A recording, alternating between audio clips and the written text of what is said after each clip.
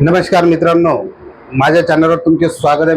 मित्रांनो तुम्ही जर बांधकाम कामगार असाल आणि तुम्ही जर स्कॉलरशिपचे फॉर्म ऑनलाईन पद्धतीने तुम्ही भरत असाल, घरी भरत असाल, मोबाईलने किंवा सेतूवर भरत असाल, तर त्या व्यक्तीला जे सेतूवर ऑनलाईनचे काम करतात तर योग्य ती माहिती खरी भरावी अशी त्यांना सांगण्यात यावे, जेणेकरून तुमचा फॉर्म हा त्रुटीत येणार नाही याची काळजी तुम्ही पण घ्यावे आणि त्यांना पण सांगावे ज्या ऑनलाईनचे फॉर्म स्कॉलरशिपचा भरतात. तर मित्रांनो, आता तुम्हाला माहिती कशी पडेल का कशी माहिती भरावी, आपण आपण पहिली ते 10वी पर्यंतचा एक्झाम्पल घेऊया. मी तुम्हाला कोणताही वर्ग घेतो आणि तुम्हाला समजून सांगण्याचा प्रयत्न करतो, जेणेकरून तुमचा स्कॉलरशिपचा हा अर्ज रद्द होणार नाही, त्रुटीत येणार नाही आणि लवकरात लवकर तुमच्या खात्यामध्ये पैसे पडतील स्कॉलरशिपचे. तर मित्रांनो, तुम्हाला माहीतच असेल की पहिली ते 7व्या वर्गापर्यंत 2,500 स्कॉलरशिप असते आणि 8वी ते 10वी पर्यंत 5,000 असते. तर आपण एवढ्यातच बोलूया, पहिली ते 10वी पर्यंतचाच घेऊया, कोणताही एक वर्गाचा एक्झाम्पल घेऊया. त्या पद्धतीने मी तुम्हाला जसं सांगेल त्याच पद्धतीने तुम्ही भरायचा फॉर्म घरी भरायचा असलं तर ऑनलाईन पद्धतीने घरी पण भरता येतो. तुम्हाला नाही समजत असेल तर सेतूवर ऑनलाईन पद्धतीने त्यांना पण भरायला सांगा, पण तुम्हाला माहिती असणे गरजेचं असते की कोणते कोणते डॉक्युमेंट लागतात यामध्ये. तर मी तुम्हाला सविस्तर अशी माहिती देतो, तुम्ही लक्षपूर्वक हा व्हिडिओ शेवटपर्यंत पहा. तर मित्रांनो, यामध्ये अपलोड करायचे जे डॉक्युमेंट्स असतात, तुम्हाला करायचं असेल तर तुम्हाला अगोदर 2 MB पर्यंत तुम्हाला डॉक्युमेंट तुमच्या मोबाईलमध्ये अपलोड करावे लागेल. त्याच्यानंतर तुम्हाला वेबसाईट उघडावं लागेल. वेबसाईट उघडल्याच्या नंतर बांधकामची वेबसाईट उघडल्याच्या नंतर तुम्हाला न्यू क्लेमचा असा ऑप्शन असेल, दुसऱ्या नंबरचा कॉलम, ते तुम्हाला टॅप करून त्याच्यात योग्य ती माहिती तुम्हाला भरावी लागेल. तुम्हाला नाही भरता येत असेल तर तुम्ही ऑनलाईन पद्धतीने बाहेर पण भरू शकता. त्याकरिता तुम्हाला लागणारे कागदपत्र तुम्हाला मी पुढील प्रमाणे सांगतो. तर मित्रांनो, तुम्हाला लागेल एक्झाम्पल, मित्रांनो आपण कोणत्याही वर्गाचा घेऊया. उदाहरणार्थ आपण 9व्या वर्गाचा घेऊया. आता 9व्या वर्गाला 5,000 रुपये स्कॉलरशिप असते. तर त्यासाठी लागणारी कागदपत्रे मित्रांनो, पहिली ते 10वी पर्यंत सेमच डॉक्युमेंट लागतात, जे मी तुम्हाला आता सांगणार आहे. पहिलीलाही थेट डॉक्युमेंट लागतात आणि 10वीलाही थेट डॉक्युमेंट लागतात.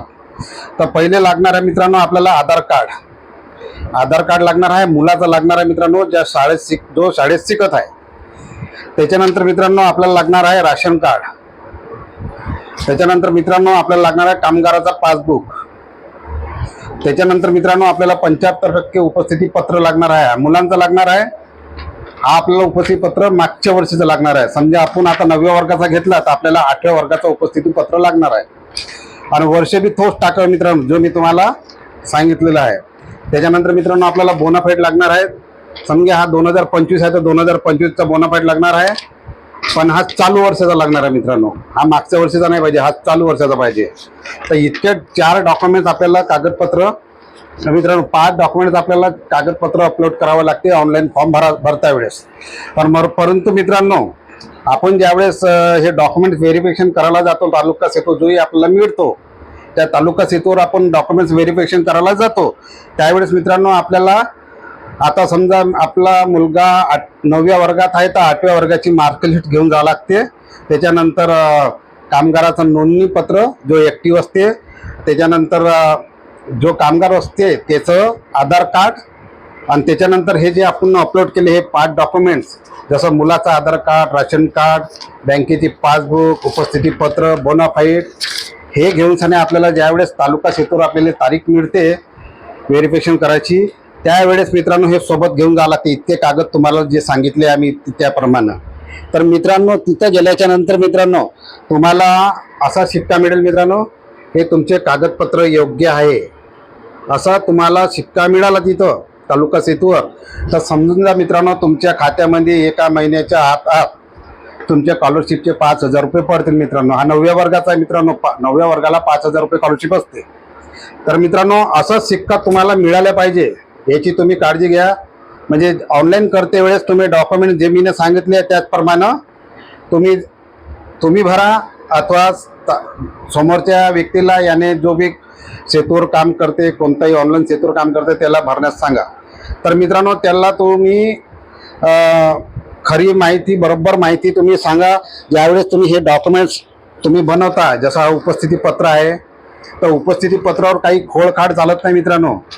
एकदम क्लिअरिटी, पूर्ण नाव, पूर्ण आधार कार्डवर मुलाचं जो नाव असते तोच नाव याच्यामध्ये लिहा लागते आधार कार्डवर.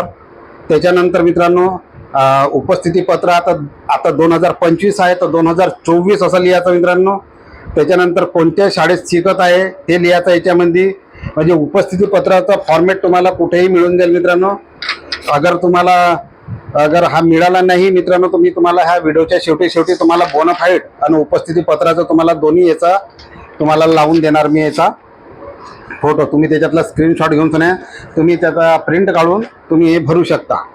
तर मित्रांनो याच्यामध्ये तालुका, जिल्हा आणि कोणती शाळा आहे आणि कोणत्या वर्गात उपस्थिती पत्र, म्हणजे आता 9वीत आहे तर 8वीचा लागण आपल्याला उपस्थिती पत्र, तर 8वा वर्ग लिहायचा इथं. त्याच्यानंतर मित्रांनो हे शाळेत पाठवायचं.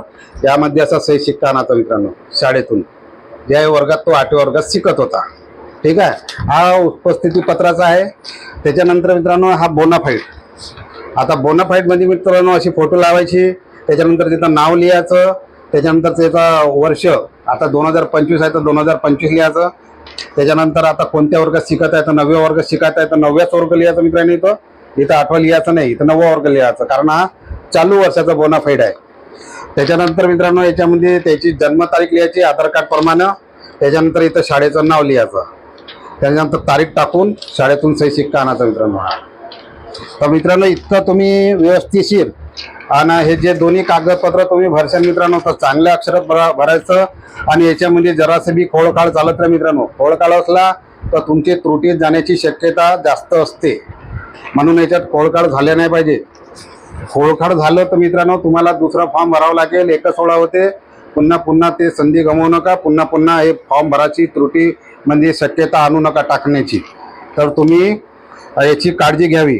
तर चांगल्या अक्षरात भरावे आणि खोळकाळ नाही करावे नाही. तर मित्रांनो इतकं झाल्याच्या नंतर मित्रांनो तुम्ही घरी भरा या अथवा सेतूवर भरा. त्याला योग्य ती माहिती सांगा बरोबर. तुमचा मुलगा जर 9व्या वर्गात शिकत आहे तर ऑनलाईन फॉर्म भरत्या वेळेस 8वा वर्ग लिहायचा मित्रांनो, एवढा तुम्ही लक्षात द्या. आणि वर्ष बी 8वा वर्ग ज्यावेळेस आपण पास होतो त्यावेळेस आपल्या मार्क लिस्टवर लिहिलंच असते वर्ष, तोच वर्ष टाका. समजा हा 2025 आहे, तो तुमचा मुलगा अगर 2024 मध्ये पास झाला असेल तर 2024 टाका, जेणेकरून तुमचा फॉर्म त्रुटीत येणार नाही. हे सगळं काळजीपूर्वक तुम्ही हा व्हिडिओ ऐकला असाल ना, काळजीपूर्वक असाच तुम्ही फॉर्म भरला असेल स्कॉलरशिपचा तर तुमचा कोणताच फॉर्म रिजेक्ट होत नाही. आपण हा एक्झाम्पल फक्त 9व्या वर्गाचा घेतलेला होता.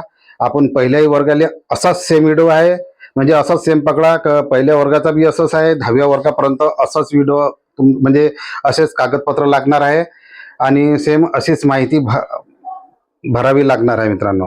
तुम्हाला व्हिडिओ अगर समजला असेल तर व्हिडिओला लाईक करा आणि चॅनलवर नवीन असाल तर चॅनलला सबस्क्राईब करा. भेटूया अशाच पुढील महत्त्वाच्या व्हिडिओमध्ये. तोपर्यंत जय हिंद, जय महाराष्ट्र मित्रांनो.